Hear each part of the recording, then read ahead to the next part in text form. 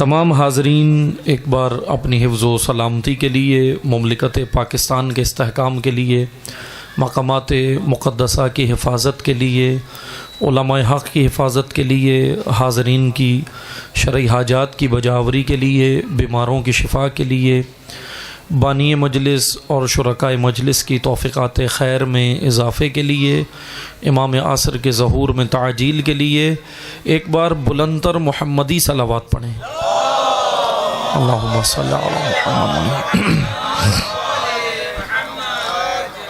سب سے پہلے بارگاہ الہی میں شکر ادا کرتے ہیں، اللہ تعالیٰ کا شکر ادا کرتے ہیں کہ خداوند متعال نے ہمیں آپ مومنین کی زیارت کا شرف نصیب فرمایا۔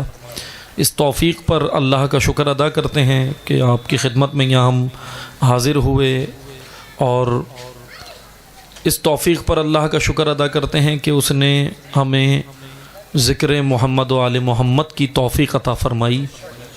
اور سب سے بڑی نعمت عظمیٰ یہ ہے کہ اس نے ہمارے قلوب کو آل محمد کی محبت سے منور کیا ہے۔ اس توفیق پر یقیناً جتنا شکر ادا کیا جائے حق ادا نہیں ہو سکتا، کہ خود نہج البلاغہ میں امیر المومنین علی ابن ابی طالب علیہ الصلاۃ والسلام، اللہم صلی علی محمد، علی علیہ السلام کا فرمان ہے نہج البلاغہ کے پہلے خطبے میں ہی حضرت نے فرمایا کہ اگر حمد کرنے والے، کہ جن کا کام ہی حمد کرنا ہے، اگر حمد کرنے والے بیٹھ جائیں مل کر تیری حمد کرنے کے لیے، تو تیری حمد کے ایک نقطے کا بھی حق ادا نہیں کر سکتے۔ کہ واقعاً ذات خدا کی بات نہیں کر رہے یہاں پر امیر المومنین، بلکہ ابھی حمد خدا کی بات کر رہے ہیں۔ پھر اسی خطبے میں آگے حضرت نے فرمایا کہ اگر نعمتیں گننے والے، عادون، عدد شمار کرنے والوں کو عادون کہا جاتا ہے، اگر عادون نعمتیں شمار کرنے والے بیٹھ جائیں اور تیری نعمتوں کو گننا شروع کریں، تب بھی تیری ایک نعمت کو بھی شمار نہیں کر سکتے، کیونکہ جو شمار میں آ جائے وہ نعمت نہیں ہوتی۔ شمار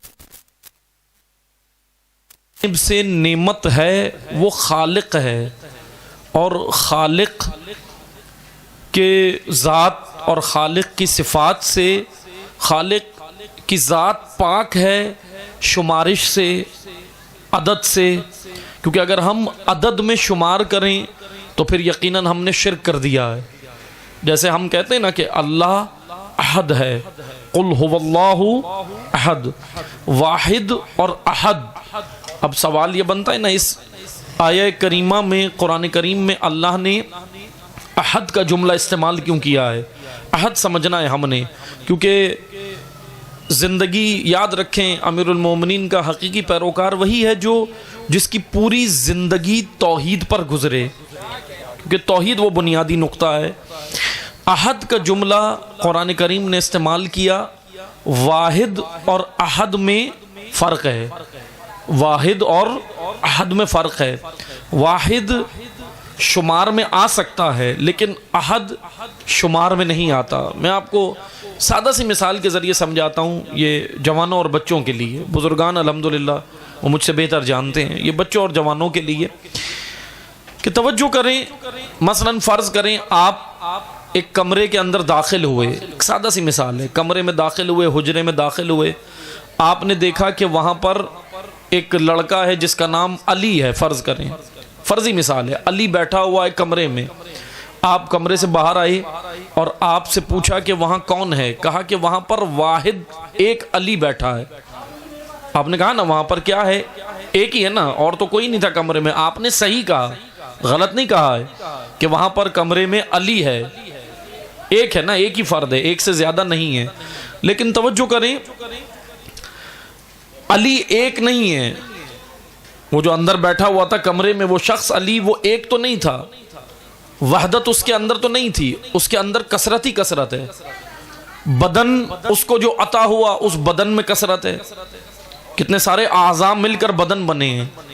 روح جو اس کو عطا ہوئی اس میں کثرت ہے۔ وجود علی، جو وہ لڑکا علی ہے، وہ جو کمرے میں بیٹھا ہے، اس کے وجود میں ہی کثرت ہے، کیونکہ اس کو جو وجود عطا ہوا بدن بھی اور روح بھی. اصل انسان تو روح ہے. اب البتہ یہ ابھی اس بحث کو نہیں چھیڑتے ورنہ موضوع سے دور ہو جائیں گے، لیکن یہ ایک بحث ہے یا ایک یہ عنوان ہے کہ جی انسان کیا ہے، انسان کون ہے. جیسے ہم عام بول چال میں بڑا جملہ استعمال کرتے ہیں نا، عام روٹین کی زندگی میں ابھی روزانہ ہزاروں بار یہ جملہ استعمال کرتے ہیں، اور وہ اردو کے دو لفظ ہیں، ایک ہے میں اور ایک ہے میرا. کہتے ہیں نا میں اور میرا. جیسے ہم کہتے ہیں جی میرا قلم، میری قمیض، میرے کپڑے، میرا پاؤں، میرے ہاتھ، میری آنکھیں، یا ہم یہ کہتے ہیں میرا بدن، کہتے ہیں نا میرا بدن. تو سوال یہ بنتا ہے کہ جب بدن میرا ہے تو وہ میں کون ہے جس کا بدن ہے؟ وہ میں کون ہے جس کا یہ بدن ہے؟ وہ میں انسان ہے، وہی انسان ہے. قرآن کریم نے اس کو انسان کہا ہے، بدن کو انسان نہیں کہا، کیونکہ بدن ضرورت انسان ہے، وہ بھی اس عالم میں جہاں پہ ابھی ہم بیٹھے ہوئے ہیں. کیونکہ آپ دیکھیں نا جب کسی کا انتقال ہوتا ہے تو مٹی کی لحد میں کیا دفناتے ہیں؟ بدن دفناتے ہیں نا. روح تو کسی سے پوچھا روح کہاں؟ وہاں قبر میں گئی ہے، روح تو برزخ میں گئی ہے، اس کا تو عالم ہی دوسرا ہے. پس توجہ کریں، یہ وجود انسان کو بدن ملا ہے. علی کمرے میں آپ گئے، وہ لڑکا علی بیٹھا ہوا تھا، اس میں کثرت ہی کثرت ہے. آپ باہر آئے، آپ نے کہا علی ہے، آپ نے واحد کا جملہ استعمال کیا، لیکن اس میں کثرت تھی، وجود میں کثرت ہے.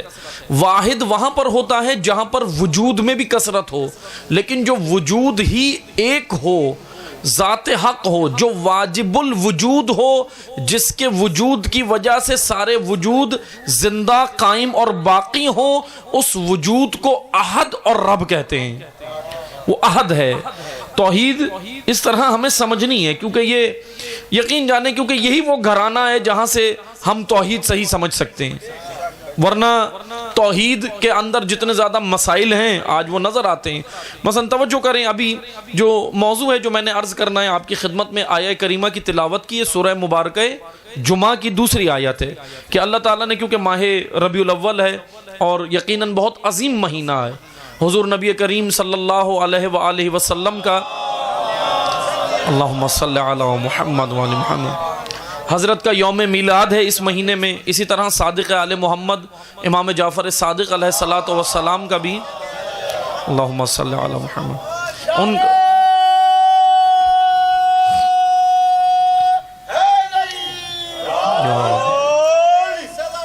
اللہم صلی علی محمد وعلی محمد حضرت کا بھی یوم میلاد ہے اس ماہ میں، اور خصوصاً 8 ربیع الاول شہادت ہے امام یازدہم کی، امام حسن عسکری علیہ الصلوۃ والسلام کی. اس لیے ہم یہ ساری مناسبتیں ہیں اس ماہ میں. لیکن میں تھوڑا تذکرہ، کیونکہ بعض اعتراضات کرتے ہیں نا کہ جی شیعہ رسول اللہ کا تذکرہ نہیں کرتے نا جی، لیکن ایسا نہیں ہے.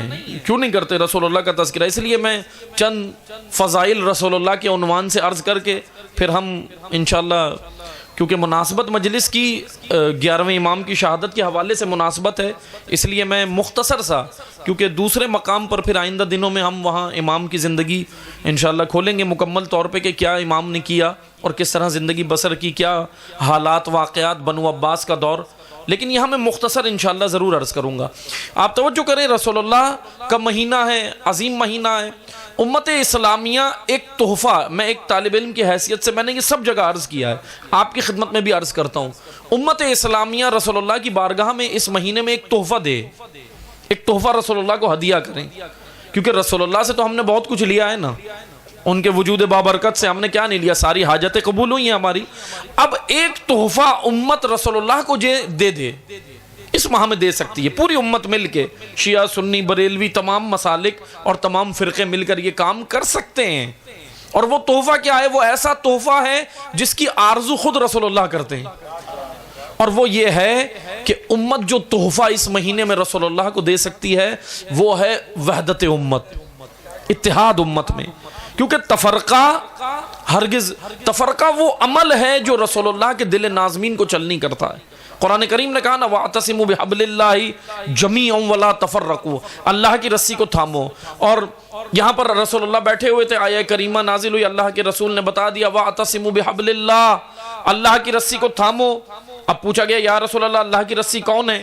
کہا کہ آپ ہمیں تھامو. پہلے تو اپنا نام لیا رسول اللہ نے، روایات میں مفسرین نے جو ذکر کیا کہا کہ یہاں. پھر اس کے بعد مجمع بیٹھا ہوا تھا، اصحاب بیٹھے ہوئے تھے، ایک شخص داخل ہوا مسجد نبوی میں، رسول اللہ نے مجمع کا رخ موڑا اور کہا حبل اللہ کا مصداق میرے بعد علی ہے، یہ وہ رسی ہے جو تمہیں گمراہ نہیں ہونے دے گی، یہ وہ وسیلہ ہے، یہ وہ ذریعہ ہے جو تمہیں خدا تک پہنچائے گا.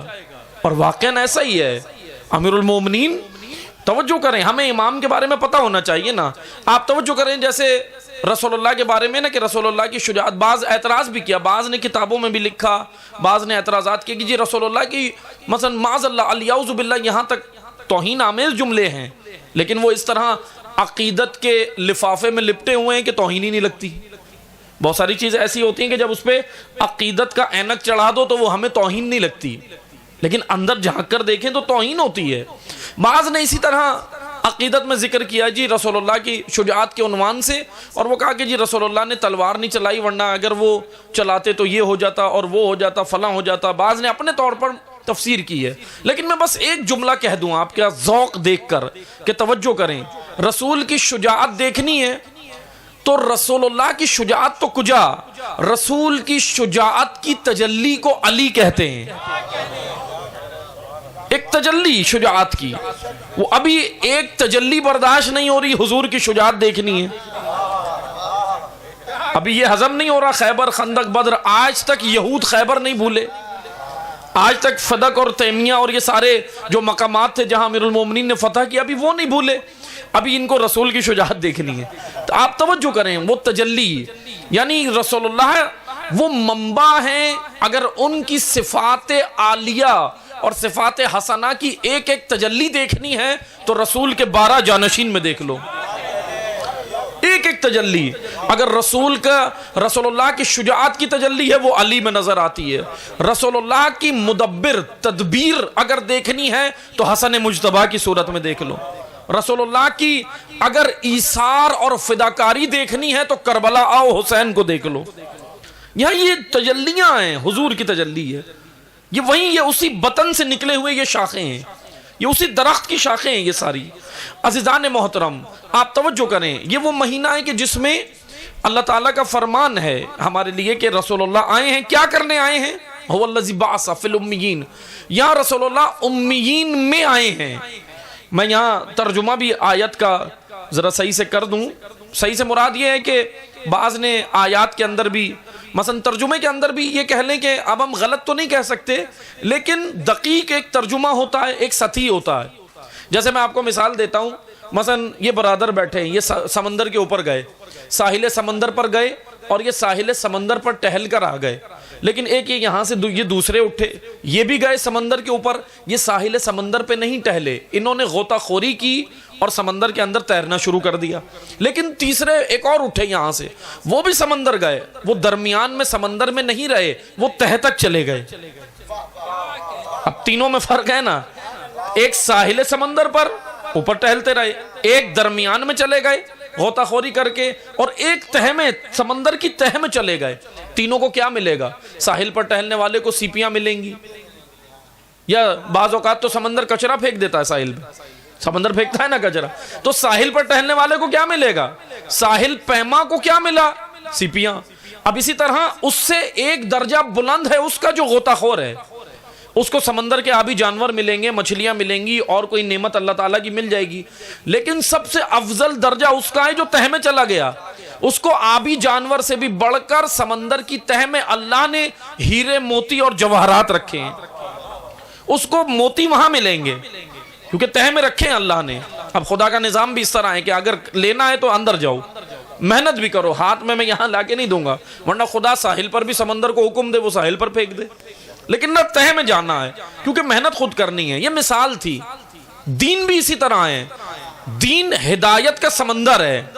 اگر اس پر کوئی جا کر کوئی مترجم اگر ترجمہ کرتا ہے، ایک مترجم ساحل پر گیا ہے دین کے، اس سے بڑھ کر ایک اور مترجم تھا، ترجمہ اور تفسیر کرنے والا، وہ غوطہ خور نکلا، وہ تہہ میں درمیان میں چلا گیا. لیکن ایک مترجم تو تھا، وہ تو بالکل تہہ میں چلا گیا. تو اس لیے بعض نے دقیق ترجمے کیے ہیں، بعض نے دقیق تفسیریں کی ہیں، بعض نے ذرا سطحی کی ہیں. اس لیے غلط نہیں کہہ سکتے ہم. ٹھیک ہے ترجمے ہیں بہت ساری، اب بہرحال الفاظ ہیں، لیکن میں سب کو نہیں چھیڑتا، کیونکہ معذرت کے ساتھ ہمارا ابھی وہ پاکستان میں اتنا علمی ماحول بھی نہیں ہے، اور اگر چھیڑ دیتے ہیں تو ہوتا کیا ہے، جیسے میں مثال دیتا ہوں. آپ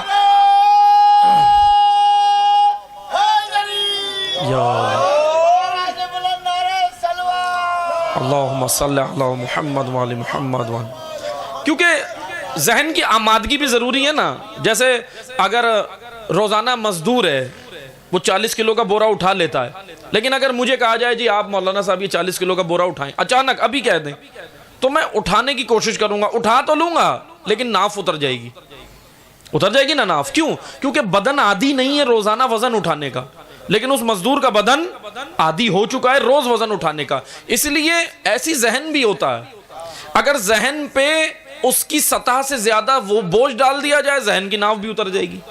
تو اس لیے انشاءاللہ آہستہ آہستہ الحمدللہ پہلے سے بہتری ہے، ایسا نہیں ہے. تو اس لیے یہ مطالب دینیہ ہیں، جیسے قرآن کے الفاظ ہیں، دیگر چیزیں، ائمہ کی روایات ہیں، ان کو سمجھنے کے لیے آمادگی بہت ضروری ہے. اور آمادگی اب وہ بہرحال ایک مجلس میں تو ممکن نہیں ہے ساری چیزیں خیر بیان ہو، لیکن توجہ کریں، امی کا میں نے معنی عرض کرنا ہے. بعض نے معنی کیا امی کہتے ہیں ان پڑھ کو، لیکن ذرا لغت میں اور جائیں، دقیق ہے معنی، ٹھیک ہے سطحی معنی ہے، دقیق ہے. امی لفظ سے ہے الفاظ کی ذرا، کیونکہ عربی زبان بہت خوبصورت زبان ہے، اتنی خوبصورت زبان ہے. جب میں آپ کو مثال دیتا ہوں، ہم عربی زبان اردو زبان میں بادل کو کیا کہتے ہیں؟ بادل. لیکن عربی میں بادل کو غمام بھی کہتے ہیں، سحاب بھی کہتے ہیں، صابرہ بھی کہتے ہیں، اور سلف بھی کہتے ہیں. اب کیا اتنے سارے بادل ہیں کیا؟ ہاں، بادلوں کی کیفیت کی وجہ سے کہا جاتا ہے. ایک بادل وہ ہے جو ٹھنڈا اور سرد ہوتا ہے، اس کو عربی میں غمام کہتے ہیں. ایک بادل وہ ہے جو آ کر زیادہ ٹھہرتا نہیں ہے، جلدی چلا جاتا ہے، اس کو سحاب کہتے ہیں.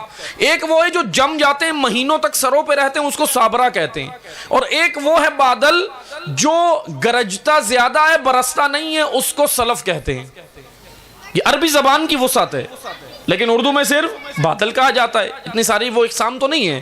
اس لیے عربی زبان میں اس کا مادہ ہے اصل، جیسے مصدر ہوتا ہے، صدر ہوتا ہے نا، مرکز، صدر. جیسے صدر کو صدر کیوں بولتے ہیں؟ صدر عربی لفظ ہے اردو میں، پھر اس لفظ نے ہجرت کی ہے اردو زبان میں، کیونکہ الفاظ کی بھی ہجرت ہوتی ہے. جیسے انسان مہاجر ہوتے ہیں نا ایک جگہ سے دوسری جگہ، الفاظ کی بھی ہجرت ہے. بڑا خوبصورت مثلا یہ قانون علمی، بہرحال وہ یہ بحثیں ہیں کہ الفاظ کس طرح ہجرت کر کر کے آئے، اردو کس طرح بنی، اور اردو کے اندر، کیونکہ اردو کا معنی جو ہے نا اصل وہ ہے لشکر. اردو زبان جو ہم بولتے ہیں نا اردو کا معنی ہے لشکر. کیونکہ اس لیے لشکر ہے کہ یہ اس کے اندر بہت ساری زبانیں کا ملاپ ہے، اس لیے اس کو، اور یہ ہے بھی ترکی لفظ ہے، اردو لفظ ترکی کا ہے، ترک زبان کا ہے. بہرحال اس کو لشکر کہتے ہیں اس وجہ سے کیونکہ اس میں بہت سارے الفاظ بہت ساری زبانوں کے ملاپ سے بنی ہے. عربی زبان بہت وسیع زبان ہے. جیسے بعض کہتا ہے قرآن عربی میں کیوں آ گیا؟ کیونکہ عربی تمام زبانوں کی، یہ کہہ لیں جس طرح تمام دنوں کا سردار روز جمعہ ہے، تمام انسانوں اور انبیاء کے سردار رسول اللہ ہیں، اسی طرح تمام زبانوں پر فوقیت اور سردار اللہ نے عربی کو قرار دیا ہے، کیونکہ عربی کے اندر وسعت زیادہ ہے، بڑی خوبصورت زبان ہے. بہرحال عربی زبان میں لفظ کہتے ہیں ماں کو، اصل جو لغت ڈکشنری میں ہے ماں، اور اسی سے لفظ امی، امیین، پھر یہ سارے الفاظ نکلے ہیں.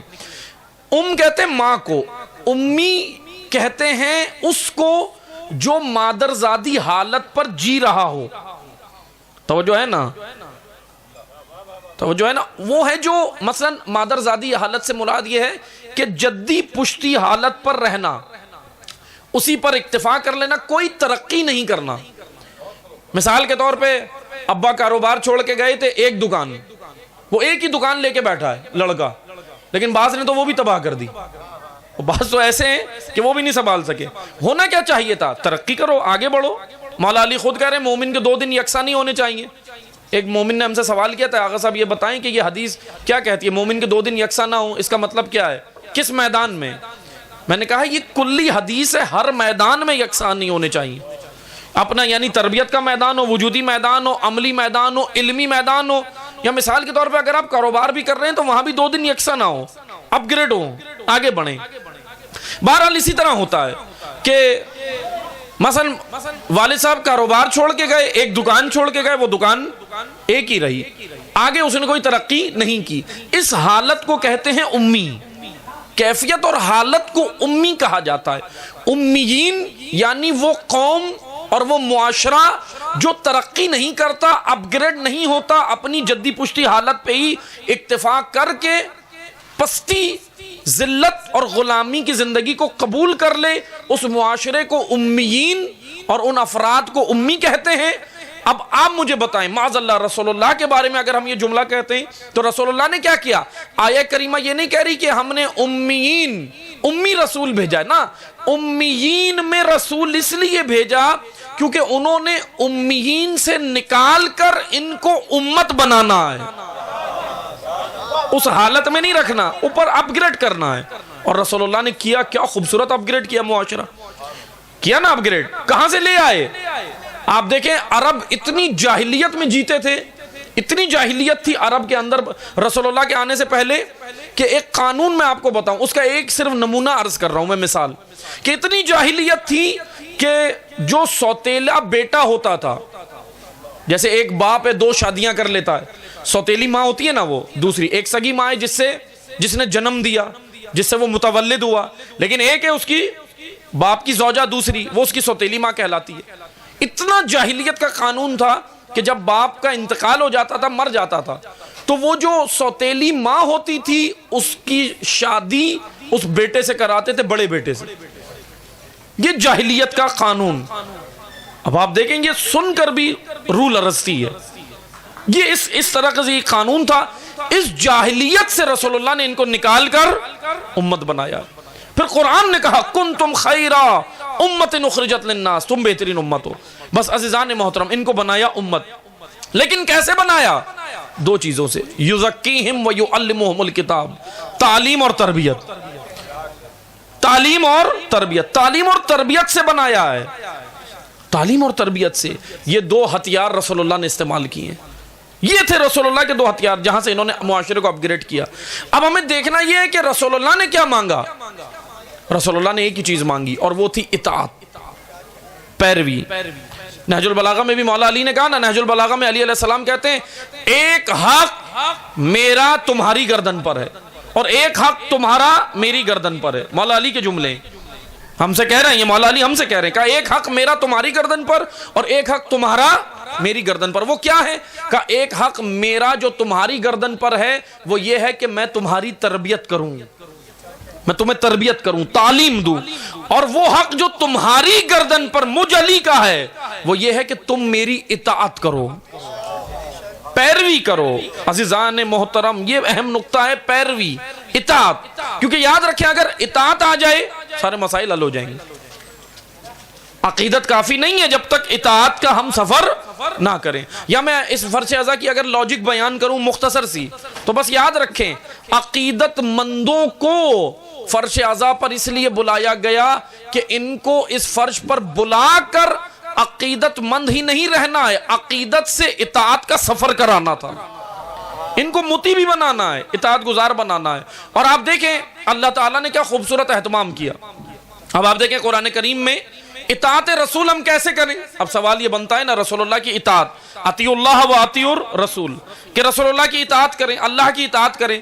بھئی اللہ اور رسول کی اطاعت کیسے کریں؟ اللہ کی اطاعت کیسے کریں رسول اللہ نے بتا دی، ٹھیک ہے، لیکن رسول کی اطاعت کیسے کریں؟ اب رسول اللہ خود اپنی اطاعت کر کے کیسے بتائیں؟ اس لیے بڑی توجہ کریں۔ میں آپ کو مثال دیتا ہوں، قرآن کریم نے کیا کہا؟ نماز قائم کریں، نماز قائم کریں۔ نماز قائم کی کیسے ہوگی؟ پڑھیں کیسے؟ قرآن نے طریقہ بتایا ہے کہ قیام ایسے ہوگا، قعود ایسے ہوگا، تشہد ایسے ہوگا، نہ طریقہ نہیں بتایا، کہا کہ قائم کریں۔ طریقہ کس نے بتایا؟ رسول اللہ نے، رسول اللہ نے بتایا نا، حضور نبی کریم نے بتایا۔ آپ توجہ کریں، قرآن نے نماز قائم کرنے کا حکم دیا، طریقہ رسول اللہ نے بتایا۔ بس اسی لیے اللہ کا یہ خوبصورت قانون سمجھیں، اطاعت رسول کرو مکہ والوں کو کہا، مدینہ والوں کو کہا، آیات نازل ہوئیں، اور پھر یہ آیت آج ہم سب کے لیے، تمام امت کے لیے کہ اطاعت رسول کرو. لیکن جب یہ آیات نازل ہوئیں تو اب یہاں کہہ سکتے تھے یہ لوگ کہ اطاعت رسول کریں، کیسے کریں، ہم کر تو رہے. اس لیے اللہ نے جواز چھین لیے، پہلے مطیع بھیجا، پھر اطاعت کی آیات بھیجی ہیں. پہلے رسول کی اطاعت کرنے والا بھیجا. اس لیے جیسے ہی دعوت ذو العشیرہ رسول اللہ نے رکھی، اب یہ جو آئے تھے بعض نے کھانا وانا کھایا بھاگ جاتے تھے، نیاز کھا کے رسول اللہ نے 3 دن نیاز ان کو کھلائی، یہ بھاگ جاتے تھے کھا کے، سنتے نہیں تھے پیغام.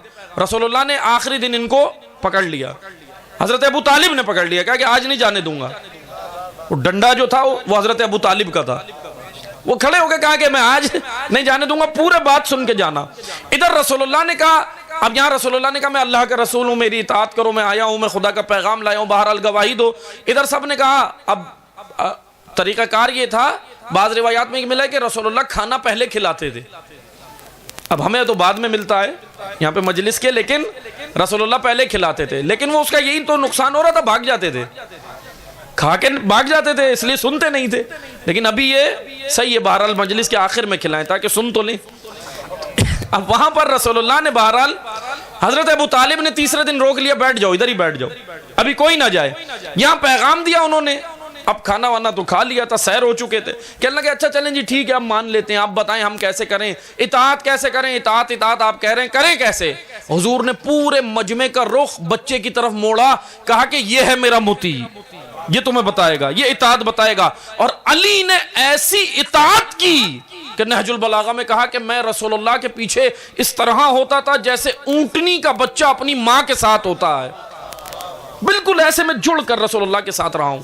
اور آپ دیکھ لیں واقعاً اطاعت رسول سیکھنی ہے تو یہاں پر سیکھیں، آئیں یہاں پر ہمیں پتہ چلے گا کہ اطاعت کیا ہے، اتباع کیا ہے، اطاعت کی کیسے جاتی ہے، اطاعت کی کیسے جاتی ہے. عزیزان محترم، یہ اطاعت وہ چیپٹر ہے کہ جو معذرت کے ساتھ کلوز ہے. یہ اگر یہ کھلے گا تو مسائل حل ہوں گے، یہ کھلے گا مسائل حل ہو جائیں گے.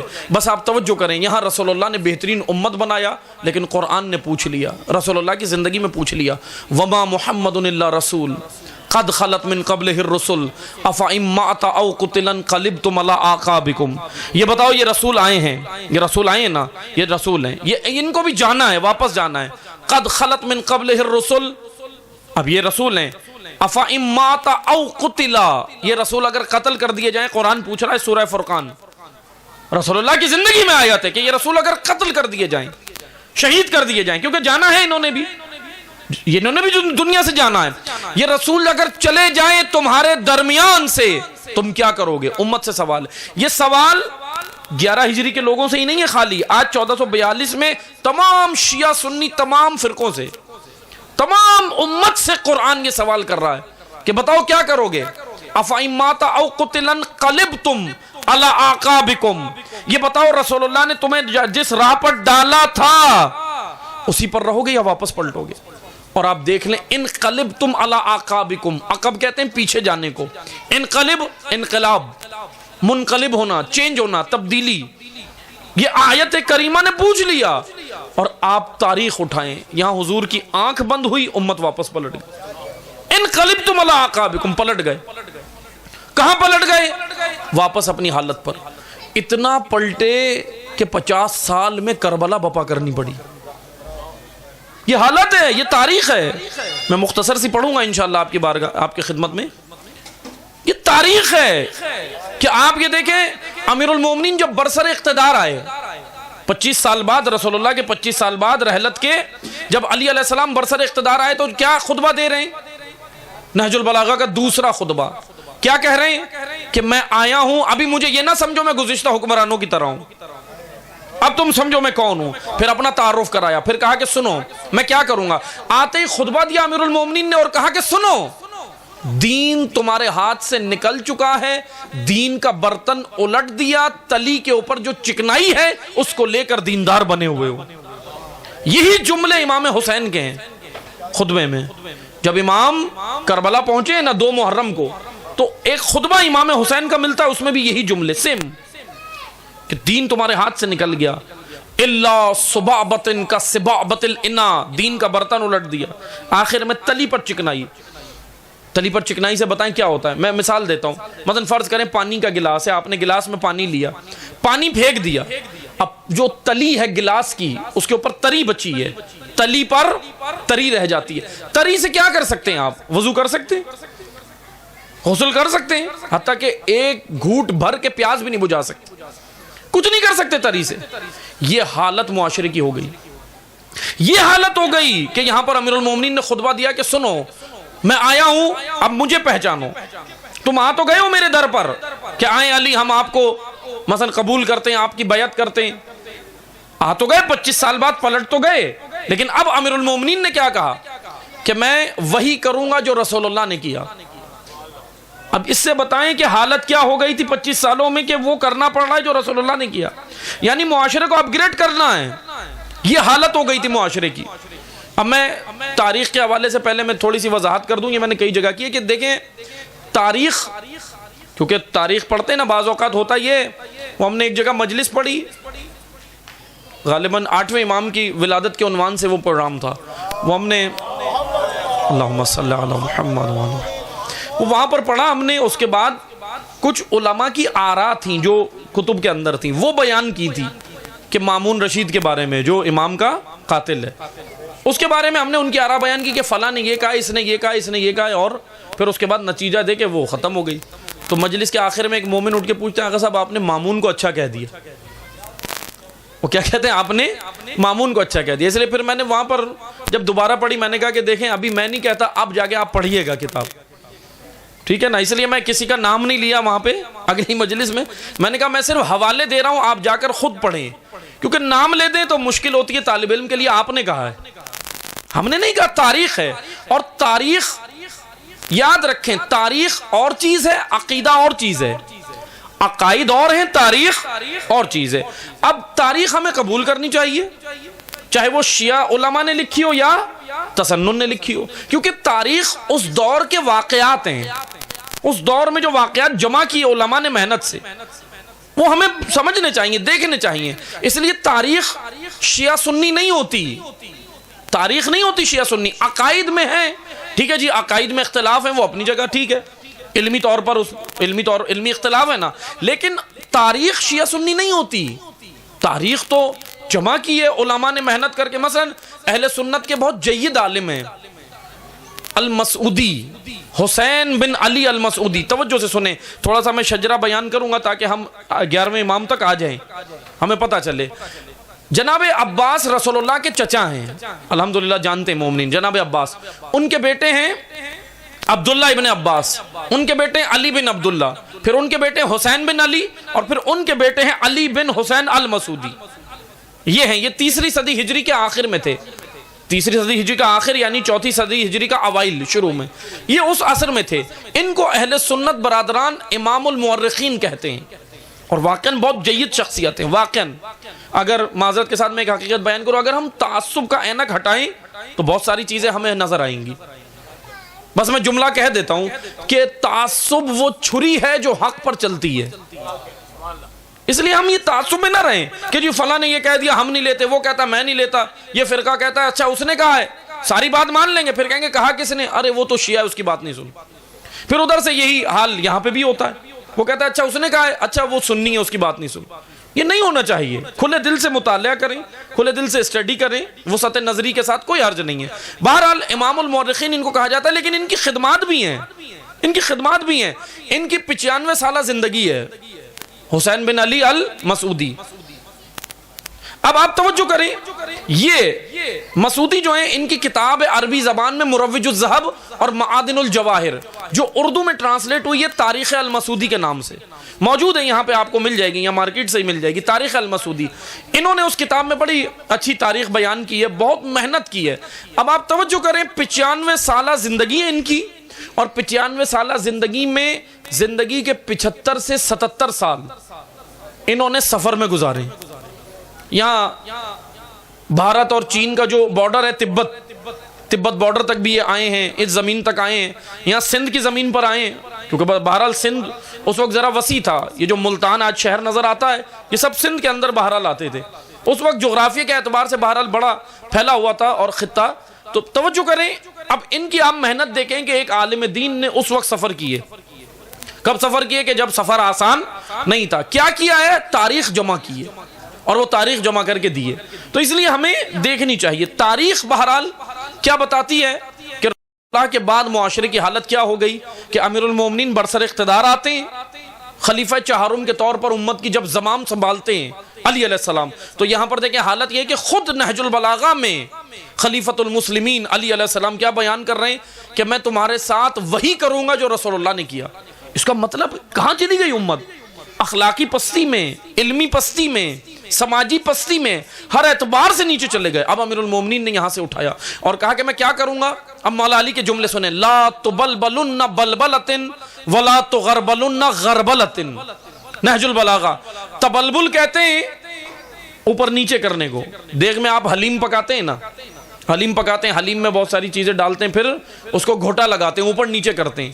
اس کو عربی زبان میں کہتے ہیں تبلبل. نہج البلاغہ میں مولا علی نے یہ کہا ہے کہ میں تمہیں تبلبل کروں گا. تم کیا؟ میں تبلبل کیا کروں گا؟ جو حکومتی عہدوں پر آ کر بیٹھ گئے ہیں وہ نیچے جائیں گے، نیچے والے اوپر آئیں گے.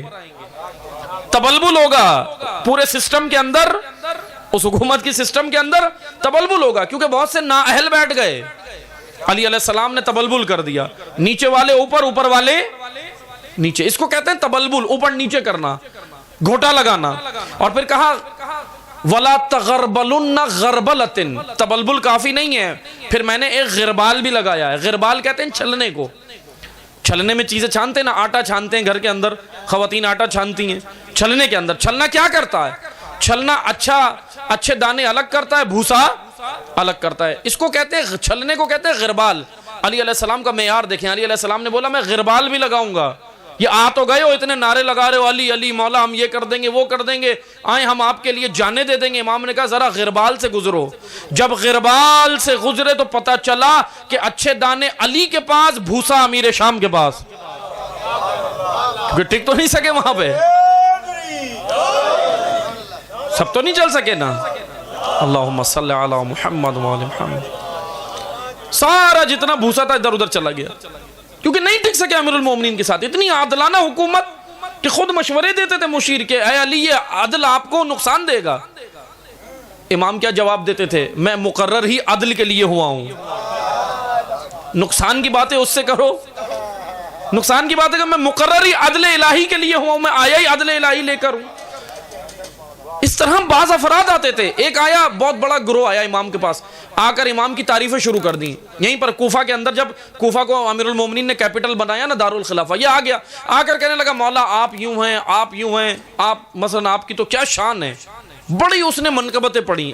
میں آج کی زبان میں سمجھانے کے لیے کہہ رہا ہوں، اب شعراء حضرات برا نہ مانے، میں سمجھانے کے لیے. اس نے بڑی منقبتیں پڑھی، اس نے خوب نعرے لگائے. اس گروہ نے سب کچھ جب کر لیا تو علی نے کہا کہ سنو، جو تمہاری زبان پر ہے میں اس سے کم تر ہوں، جو تمہارے دل میں ہے اس سے بڑھ کر ہوں. تم یہ بے معرفت مجھ سے باتیں نہ کرو، پہلے میری معرفت حاصل کرو. میں کون ہوں؟ امیر المومنین نے تنبیہ کی ڈاٹا کہ آپ پہلے معرفت حاصل کرو. بس آپ توجہ کریں، اگر معرفت نہ ہو تو ساتھ چلنا مشکل ہوتا ہے. لیکن ایک گروہ وہ ہے جو معرفت نہیں رکھتا، وہ ساتھ چلنے میں مشکل ہوتی ہے. لیکن ایک گروہ وہ ہے جو معرفت رکھنے کے بعد بھی ساتھ نہیں چلتا، کیونکہ اس کے پاؤں میں دنیا کی زنجیریں ہوتی ہیں. آپ دیکھیں، مجھے بتائیں، عمر سعد معرفت نہیں رکھتا تھا امام حسین کی. اتنی قریبی شخصیت تھا یہ عمر سعد. عمر سعد کتنی بڑی شخصیت ہے، بہت، یہ معمولی شخصیت نہیں ہے.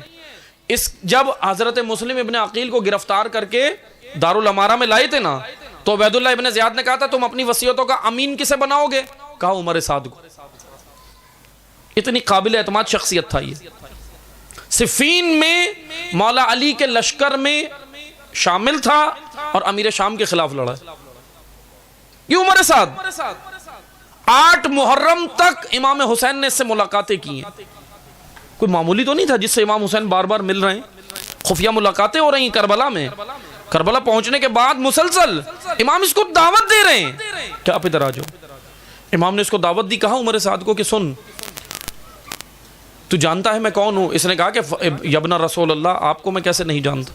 یبن رسول اللہ کہا، جانتا ہے، معرفت ہے، لیکن کیا نہیں آنے دے رہا؟ حکومت رہے. بہت بڑی زنجیر ہے یہ دنیا پرستی. کوفہ والوں کے وہ ہم نے پڑھا ہے ایک مقام پہ خمسہ پڑھی تھی تو وہاں پہ بیان کیا تھا، اہل کوفہ جانتے کیوں نہیں ساتھ دیکھ سکے امام حسین کا؟ محب تھے، چاہنے والے تھے.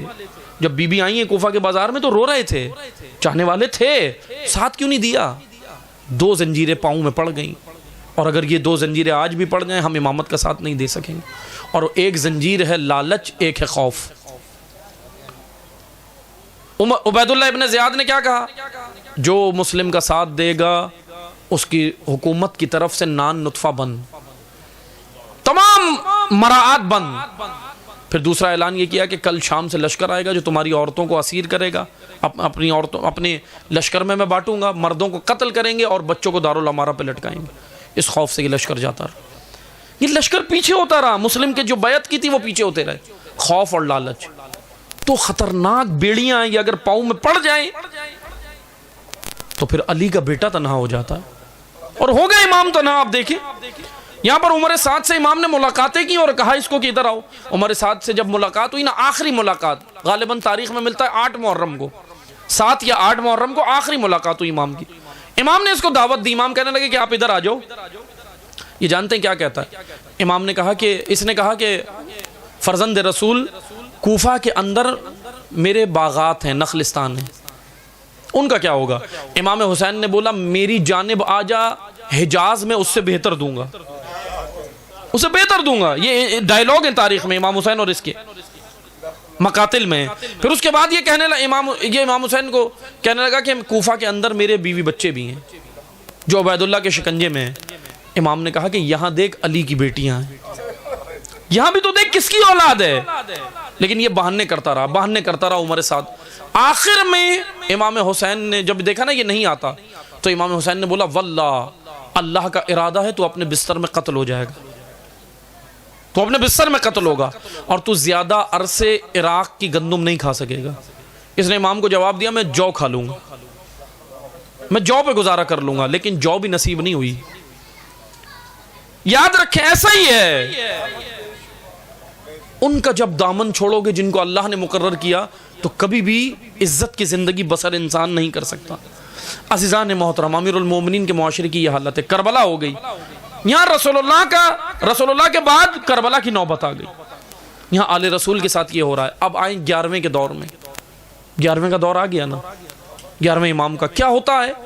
28 سال کی عمر میں امام شہید، جوانی میں، بالکل جوانی میں. سامرا لے آئے امام کو، سامرا لائے ہیں. لیکن توجہ کریں باقاعدہ، اب امامت کا بھی ہم نے کام دیکھنا ہے. میں تھوڑی سی یہاں پہ صرف گفتگو کر رہا ہوں تاکہ ہمیں پتہ چلے امامت کا کام بھی دیکھنا ہے.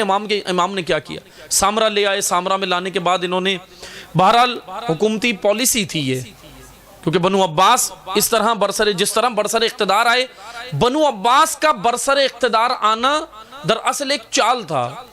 وہ اس طرح چال تھا کہ انہوں نے جھنڈا اہل بیت کا اٹھایا تھا. باقاعدہ اب یہ تاریخ ہے. تاریخ میں نے کہا نا کہ تاریخ ہوتی ہے، اس کو پڑھیں، ہم مطالعہ کریں، اسٹڈی کریں. بنو عباس برسر اقتدار آئے.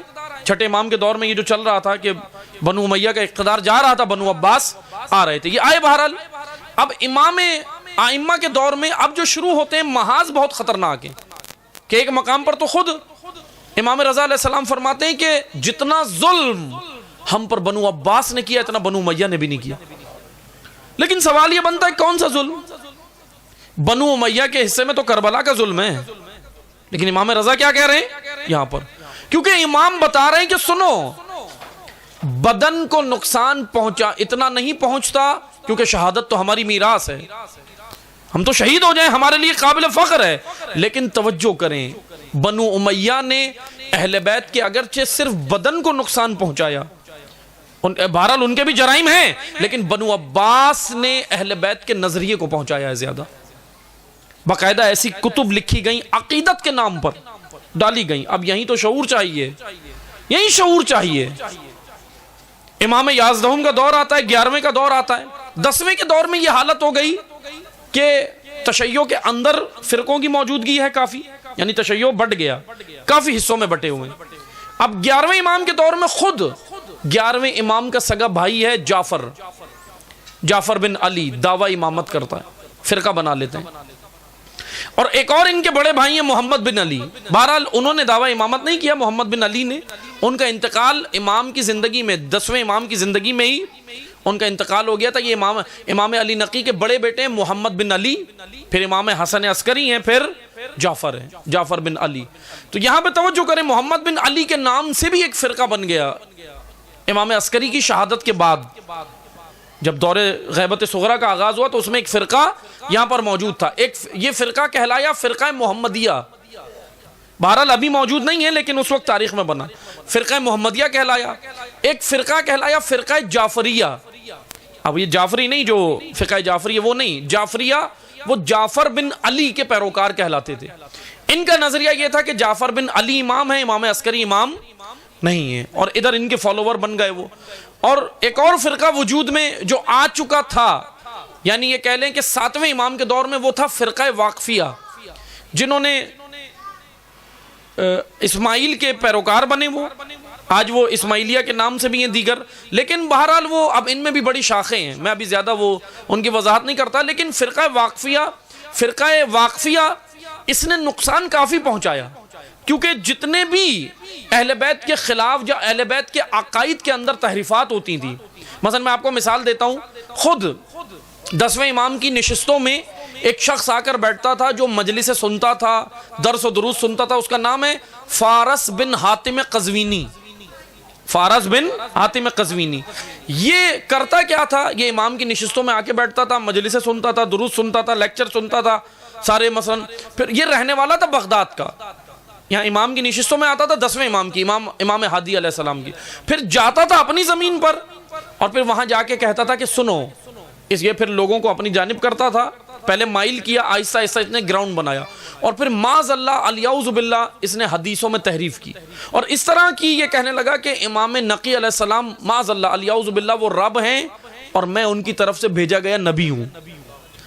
یعنی غالیت، غلو کہتے ہیں رب کہنا، یعنی کس بڑھانا، غلو کا لغوی معنی ہے بڑھانا، اور یہ غالیت جو عقائد میں پھیلی وہاں سے یہ سلسلہ شروع ہوا، حتیٰ کہ فارس بن حاتم قزوینی نے اتنا، آپ یہ کہہ لیں کہ کتنا، اب اس سے اندازہ کریں امام کے اس جملے سے کہ فارس بن حاتم قزوینی نے کتنے شرکیہ عقائد پھیلائے ہوں گے کہ امام نقی علیہ السلام نے حکم دیا تھا کہ اس کو قتل کر دو، فارس کو۔ اور ایک جنید نامی ایک شیعہ تھا امام کا پیروکار، جنید نام تھا اس کا، تاریخ میں جنید ملتا ہے، اس نے قتل بھی کر دیا وہیں بغداد کی زمین پر۔ آپ توجہ کریں، ایک یہ محاذ امام عسکری کے لیے اندر تھا کہ تشیع کے عقائد کا دفاع کرنا تھا، تشیع کے درست عقائد پہنچانے تھے، منتقل کرنے تھے۔ ایک محاذ سیاسی ہے باہر سے، حکومت کی جانب سے، کہ امام کو سامرا لائے اور اتنا امام کو نظر بند کیا کہ امام کو 2 دن دربار میں حاضری دینی پڑتی تھی، امام عسکری کو 2 دن دربار میں حاضری دینی پڑتی تھی، پیر اور جمعرات کے دن 2 دن حاضری دیتے تھے۔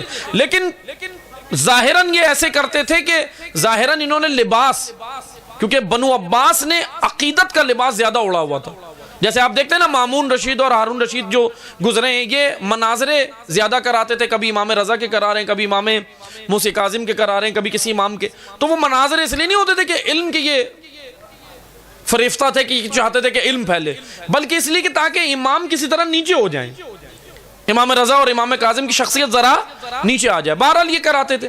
اسی طرح اب یہ جو امام عسکری کو جب دربار میں بلاتے ہیں تو یہاں پر یہ نہیں کہتے کہ امام حاضری کے نام سے نہیں بلاتے تھے، بلکہ کہتے تھے کہ آپ ذرا ہمارے دربار میں آیا کریں، آپ کے آنے سے رونق ہوتی ہے، برکت ہوتی ہے، فلاں ہوتا ہے، یہ جملے کہتے تھے، عقیدت مندانہ جملے، کیونکہ ظاہری لباس تاکہ دوسروں تک یہ بات نہ جائے۔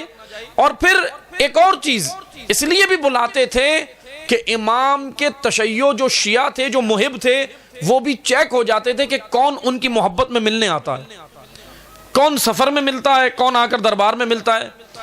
آپ اس سے اندازہ کریں، اتنا نظر بند کیا امام کو، اتنا نظر بند کیا کہ امام عسکری وہ واحد امام ہے جو اپنی زندگی میں اپنا حج نہیں کر سکے، حج پہ نہیں جا سکے پوری زندگی میں، امام حسن عسکری علیہ السلام۔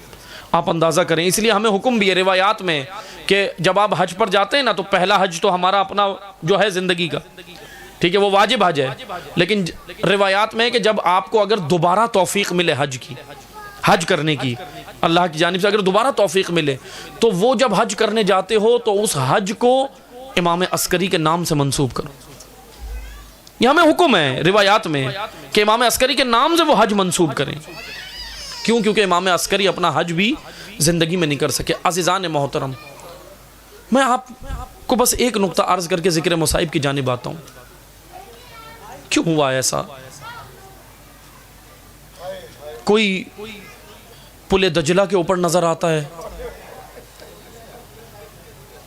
یہ عسکرین دو امام، امام ہادی، امام نقی اور امام عسکری، ان کو عسکرین کہا جاتا کیونکہ وہاں لے آئے، سامرا لے آئے، نظر بند کر دیا. کوئی امام یہ کہتا ہوا نظر آتا ہے بعد کربلا کہ مجھے 20 شیعہ بھی نہیں ملے. کوئی 4000 شاگردوں کو درس دیتا ہے اور کہتا ہے مجھے 17 نہیں ملے. کیوں ہو رہا ہے ایسا؟ کون ہے وہ؟ ان مجرموں کی ایف آئی آر ہمیں اس فرشیزہ پہ کاٹنی ہے.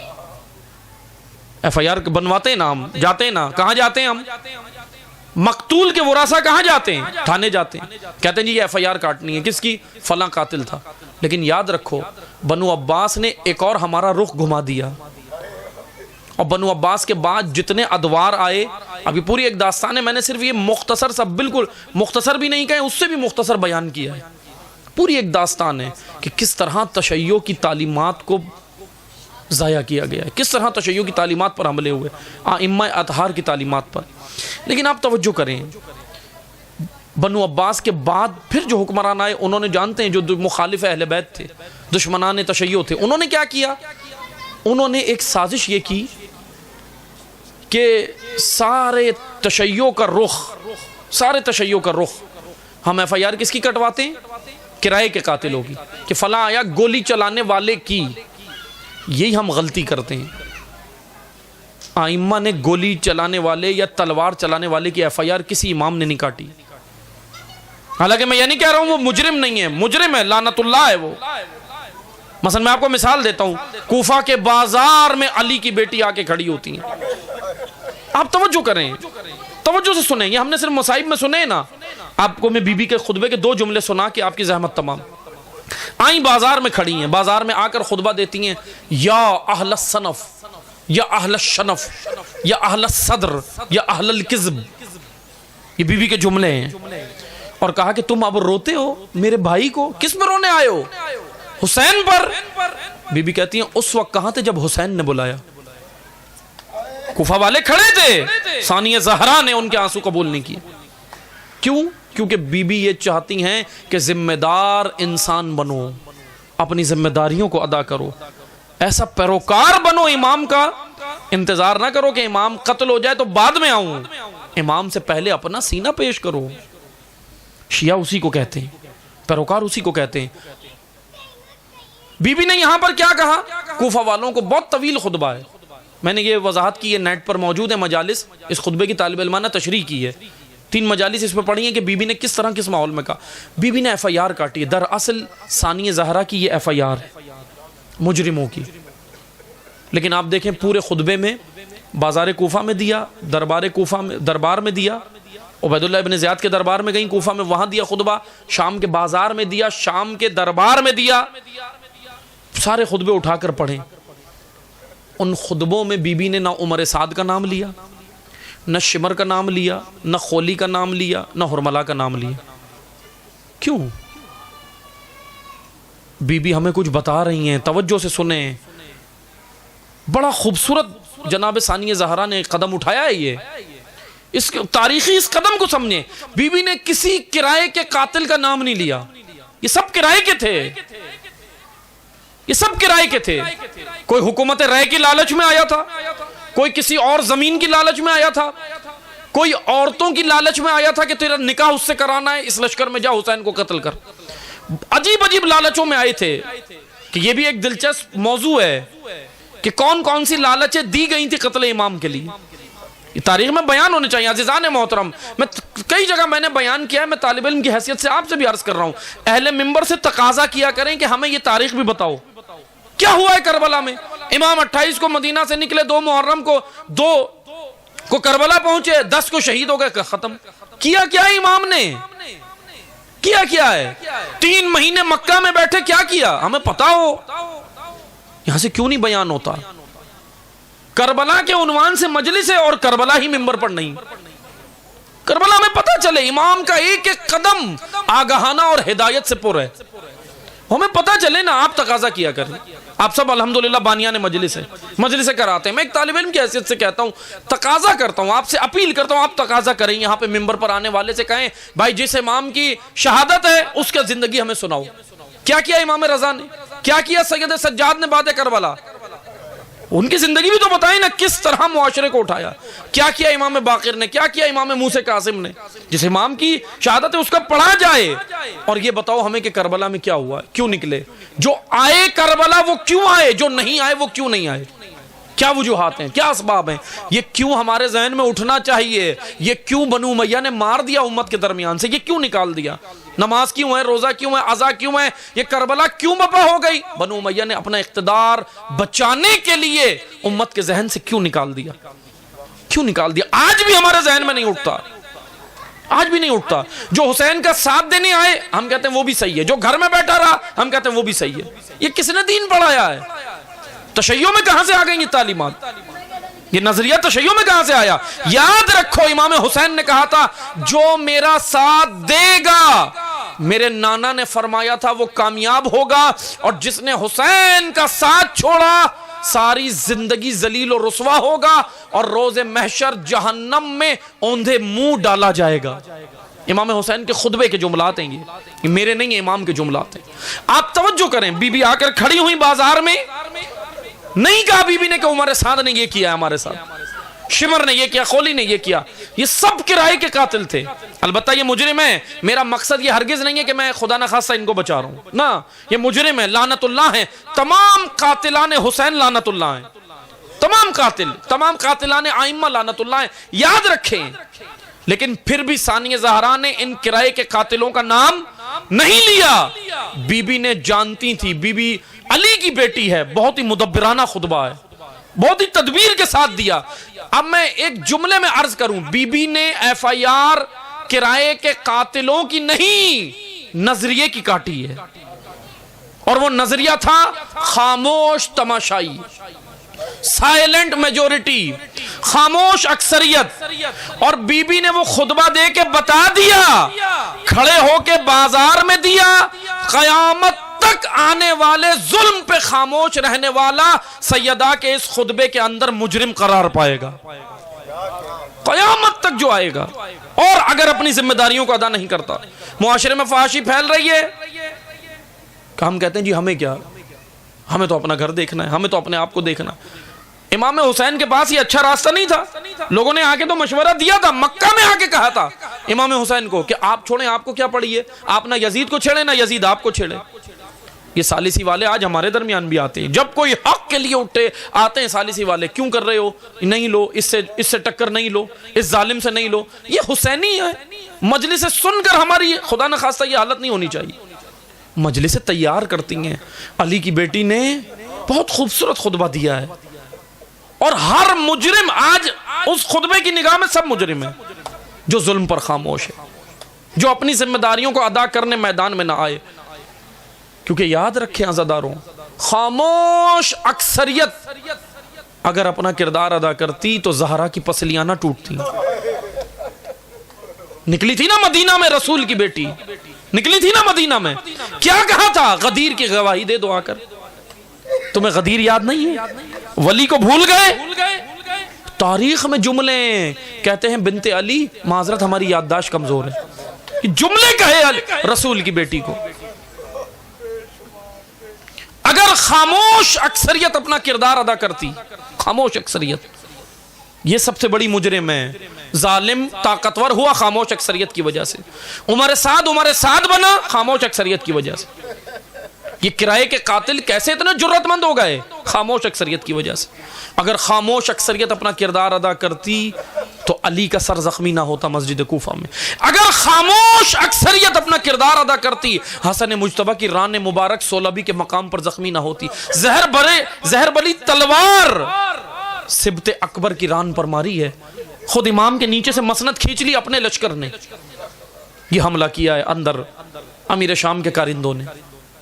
اگر خاموش اکثریت اپنا کردار ادا کرتی علی کی بیٹیاں اسیر نہ ہوتی. بی بی یہی تو کہہ رہی تھی، تم اب رونے آئے ہو؟ تم نے ہی تو خط لکھے تھے میرے بھائی کو، پہلا خط تمہارا آیا تھا حسین ابن علی کے پاس، اور پھر کیا کیا ہے تم نے؟ خاموش اکثریت اگر اپنا کردار ادا کرتی سید سجاد 40 سال نہ روتے. خاموش اکثریت اگر اپنا کردار ادا کرے، اگر کرتی تو 14 سال امام موسیٰ کاظم قید میں ہوتے. میرا ایک سوال ہے، آپ اپنے دل پہ دیکھیں، تاریخ میں کوسچن مارک ہیں بہت سارے، جہاں پہ ہمیں بھی روک دیا جاتا ہے بس اس پہ نہیں بولو، ختم. لیکن ایک سوال تو اٹھتا ہے نا، یہ بتاؤ باب الحوائج امام کاظم کو مانتے نہیں؟ وہ بھی مانتے تھے نا باب الحوائج. امام حسن کا دسترخوان عرب میں لگتا تھا، کتنا مشہور تھا، کتنے آتے تھے دسترخوان پہ. لیکن اتنے ہزاروں حسن ابن علی کے دسترخوان پر ہزاروں مستفید ہونے والے، جب حسن بلاتے ہیں کہ آؤ مجھے امیر شام سے جنگ کرنی ہے دین کے لیے، نہیں آتے. کوفہ نہیں اٹھ رہا. دسترخوان پر استفادہ کرنے والے کہاں ہیں؟ سوال ہے. امام موسیٰ کاظم سے حاجتیں لینے والے، مولا آج ہماری یہ حاجت ہے، مولا یہ حاجت ہے، مولا دعا کریں، التماس دعا. زہرا کا بیٹا تو کریم ہے، دعا کر دیتا تھا، دعا قبول ہو گئے. انہوں نے تو دشمنوں کو بھی عطا کیا ہے، اتنے رحیم ہیں. لیکن سوال یہ بنتا ہے، ان سے لینا کمال نہیں ہے، ان پر لٹانا کمال. ان سے تو دشمنوں نے بھی لیا ہے، استفادہ نہیں کیا. آپ مجھے بتائیں 14 سال قید میں امام اگر خاموش اکثریت اپنا کردار ادا کرتی تو امام موسیٰ کاظم کا لاشا پل دجلہ پہ مزدوروں نے اٹھایا ہے. کہاں تھے وہ باب الحوائج سے حاجت لینے والے؟ کوسچن مار کے تاریخ میں کہاں ہیں؟ خاموش اکثریت مدینہ میں اگر اپنا کردار ادا کرتی تو امام رضا کو مامون کے کارندے گرفتار کر کے خراسان نہ لے جاتے. گرفتار کرنے آئے، امام رضا نے کہا، اپنے گھر والوں کو امام رضا نے کہا کہ مجھ پر رو، میری عزاداری کرو اپنی زندگی میں. کیوں؟ کہ شاید مدینہ سے کوئی پوچھ لے آ کر کہ اہل بیت کے گھر کیا ہوا. پورا مدینہ خاموش ہے، امام رضا کو گرفتار کر کے لے گئے. خاموش اکثریت کی وجہ سے 25 سال جوانی کے عالم میں امام تقی شہید ہو گئے. خاموش اکثریت کی وجہ سے امام نقی اور امام عسکری کو سامرا لے آئے. خاموش اکثریت کی وجہ سے امام عسکری اپنا حج نہیں کر سکے، اتنا مظلوم امام. یہ ایف آئی آر کاٹی تھی زینب کبریٰ نے، خاموش اکثریت کی ایف آئی آر بی بی نے کاٹی. یہ ہے مجرم اصل، جن کو نہج البلاغہ میں خاذل کہا ہے. خاذل کہ جو نہ حق کا ساتھ دیتے ہیں نہ باطل میں نظر آتے ہیں. امیر المومنین کہتے ہیں تم خاذل ہو، درمیان میں تم نے راستہ نکالا. خذل الحق ولم ينتصر الباطل. عزیزان محترم، آج عہد کریں. پھر بی بی نے بڑا خوبصورت اہتمام کیا، یہ خطبہ دے کر اہتمام بھی تو کیا، فرش بچھا دیا. اب تربیت بھی تو کرنی تھی، اور یہ فرش بچھا کر بتا دیا. اس فرش کی حکمت کیا ہے؟ کہ آؤ میرے بھیا کا ذکر سنو، اس راہ کو سنو، اس نظریے کو سنو، لیکن سننے کے بعد اس پر ایسے چلو کہ وقت کے حسین کے لیے تیار ہو جاؤ. اس نے آنا ہے، اب اس پر تیر نہیں چلنے چاہیے. 11 اللہ نے بھیجے، 11 کیا ہوا 11 کے ساتھ؟ اب 12ویں کے ساتھ یہ نہ ہو، اب نہ ہو 12ویں کے ساتھ. میں آپ کو ایک مثال دیتا ہوں. ہم کہتے ہیں نا ظہور کے لیے، کیونکہ یاد رکھیں جس مجلس میں امام زمانہ کا تذکرہ نہ ہو مجلس مکمل نہیں ہوگی. وقت کا امام کا تذکرہ ہر مجلس میں ضروری ہے. ہمیں کس کے ساتھ اٹھایا جائے گا؟ وقت کے امام کے ساتھ. تو ہمیں پتہ ہو، ہمیں معرفت ہو. ہماری نگاہ ہے نا ظہور کے اوپر کہ امام آئیں گے، کب آئیں گے نہیں پتہ کسی کو کب آئیں گے. ہماری علامتوں پہ نگاہ ہے. یمن میں یہ ہو رہا ہے، سیریا میں یہ ہو رہا ہے، مشرق وسطیٰ میں یہ ہو رہا ہے. بس 2 جملے سننا عزاداروں، پھر میں مصائب کی جانب آتا ہوں. توجہ کریں. ظہور کیسے ہوگا؟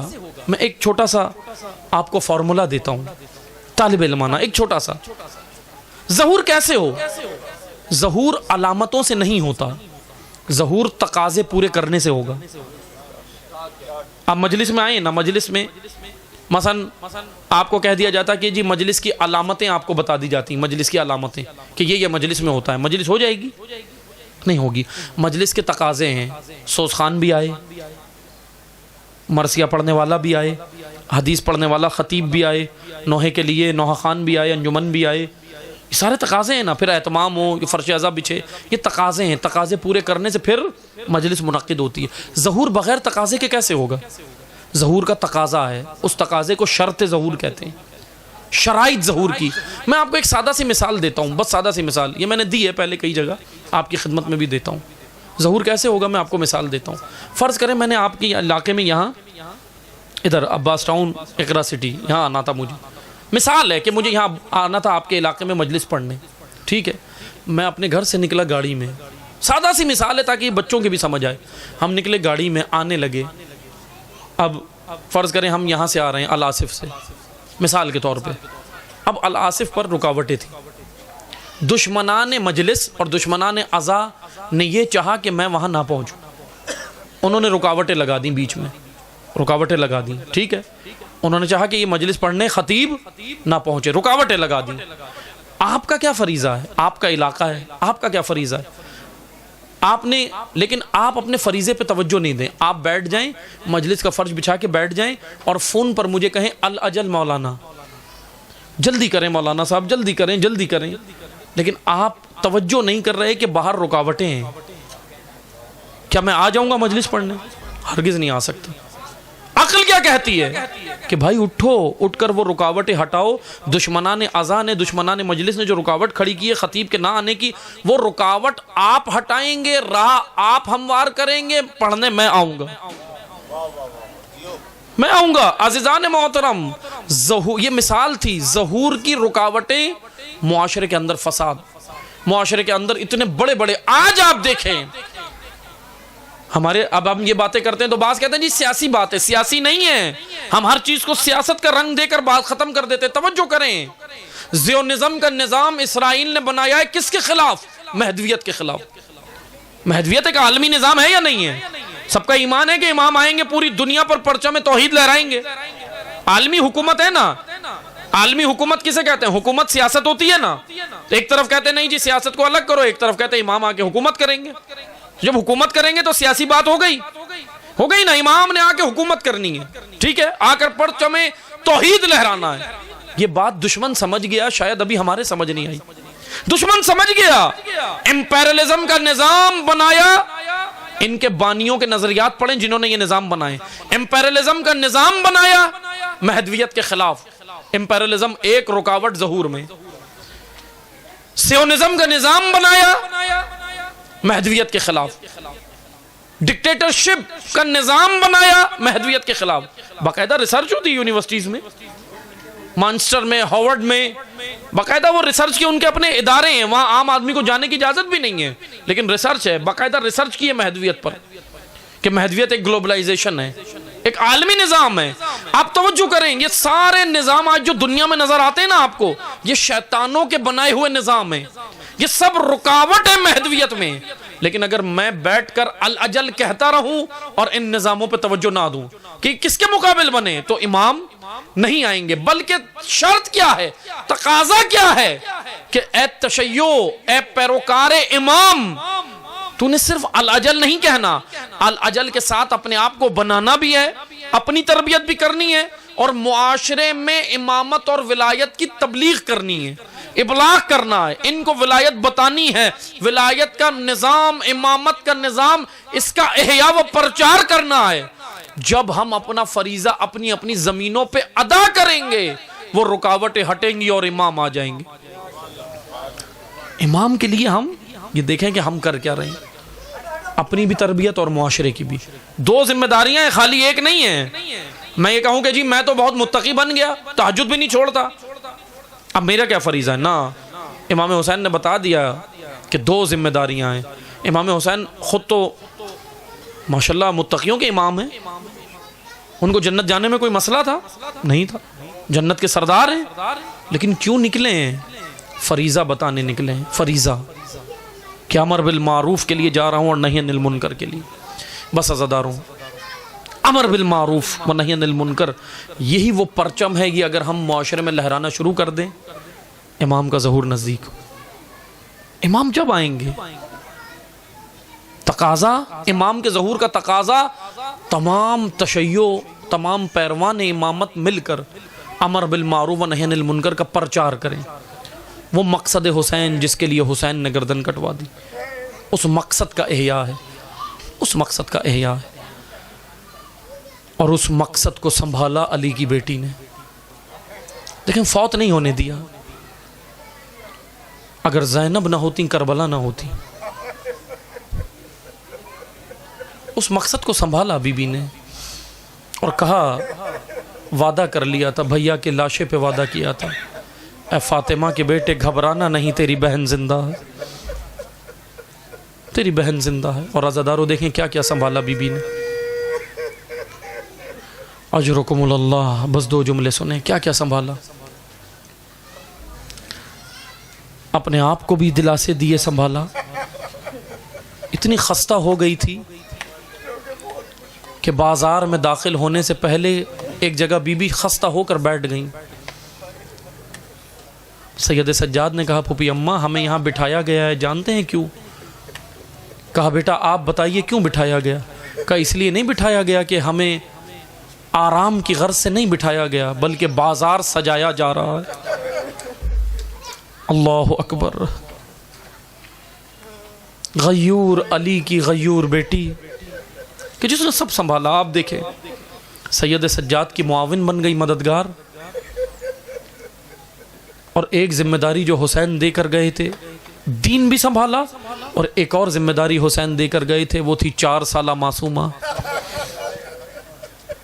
بچی کو بھی سنبھالا ہے۔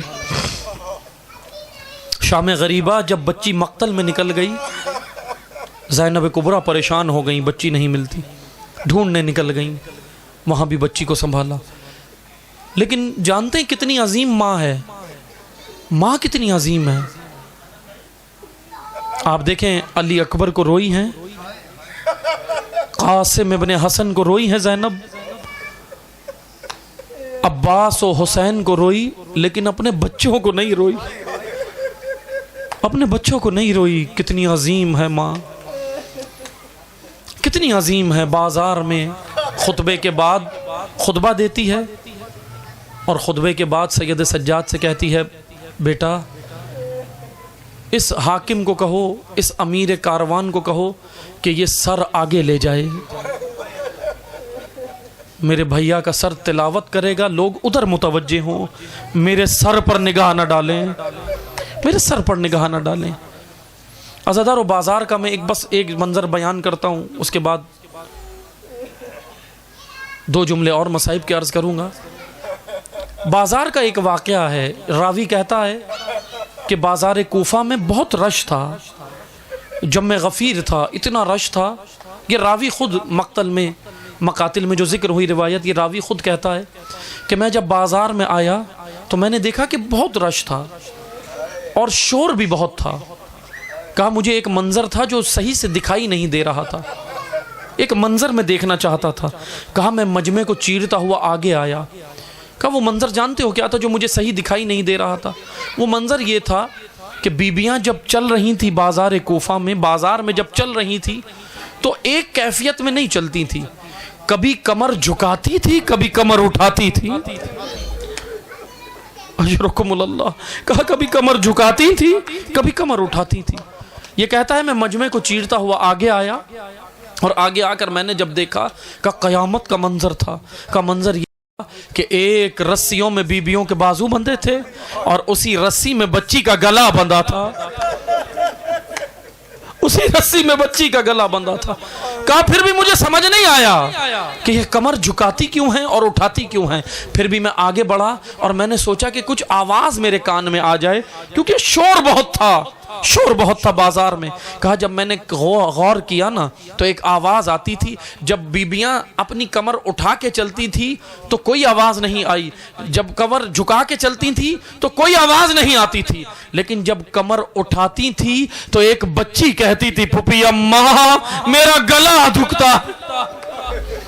اچھرکم اللہ۔ بس عزادارو بی بی نے یہاں بھی بچی کو سنبھالا اور اپنی کمر جھکا دی، جھک کر چلتی تھی۔ سفر اس طرح منازل طے کیے ہیں۔ اب عزادارو شام کا زندان آیا، شام کے زندان میں رہائی کی خبر ملی، سر شہداء آنا شروع ہوئے، لوٹا ہوا سامان آیا۔ جانتے ہو تبرکات میں کیا کیا تھا؟ जो तबर्रुकात इन लईनों ने लूटे थे, बीबी ने सैयद सज्जाद से कहा बेटा वो तबर्रुकात हाकिम से लो। तबर्रुकात आना शुरू हुए। उन तबर्रुकात में एक खों भरा कुर्ता भी था, उन तबर्रुकात में छोटी छोटी बालियां भी थीं। क्या क्या तबर्रुकात में मिला अहले हरम को। और जानते हो उन तबर्रुकात में क्या था? अब सरे शौदा आना शुरू हुए। बस अज़ादारों ये मंजर सुनना, क़यामत का मंजर था।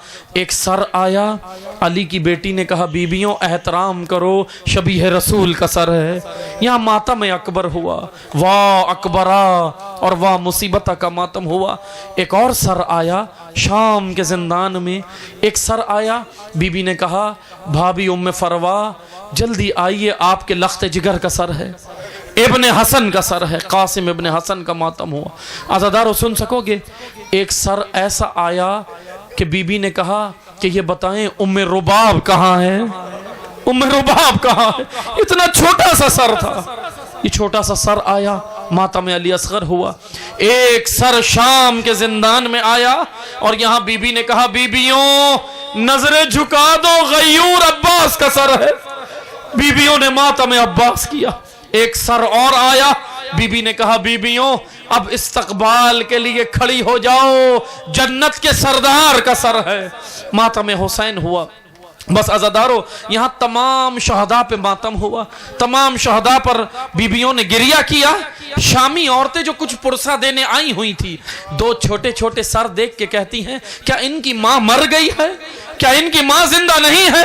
इधर ज़ैनब कुबरा जो भैया के गम में थी रो कर कहती है बीबियों इनकी माँ जिंदा है लेकिन अपने भाई के गम में है। अज़ादारों कितनी अजीम माँ है, शाम के जिंदान में भी अपने बच्चों को नहीं रोई। बस अज़ादारों मुख्तसर सुनना, अब ये कारवान रहा हो कि मदीना आ गया।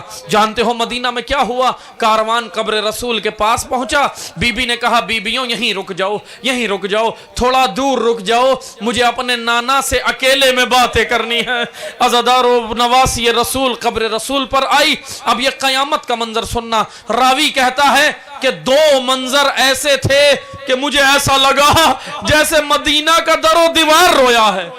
दो मंजर ऐसे थे अज़ादारों, क़यामत के थे ये दो मंजर। रावी कहता है दो मंजर थे। कहा कौन से मंजर? कहा एक मंजर वो था कि जब बिन्ते रसूल रोई और रो कर कहा ऐ बाबा जान आपके बाद मुझ पर वो मसाइब टूटे कि अगर रोशन दिन पर होते सियाह रात में बदल जाते।